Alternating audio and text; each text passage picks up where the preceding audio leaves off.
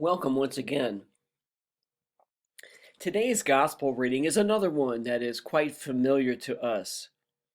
It is the story of the prodigal son, or as some call it, the story of the forgiving father. We all know the specifics of the story, how the son asks for his share of the inheritance, and the father just gives it to him, and he leaves and he squanders his inheritance, and he ends up being poor. And then he says, well, I'll just go home and I'll say, I'm sorry for what I've done.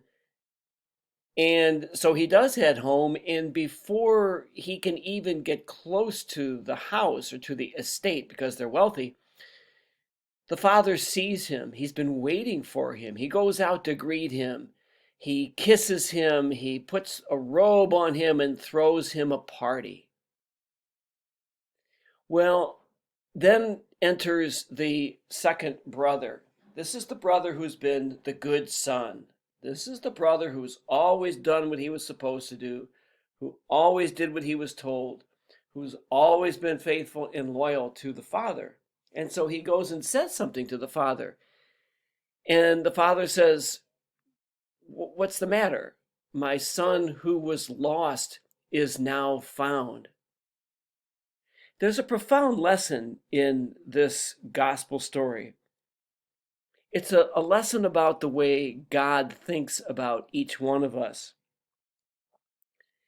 God does appreciate us for the hard work that we do, often with little or no recognition every day. God does appreciate that. But God also welcomes back the one who has been prodigal, the one who has not been faithful, the one who has not been loyal.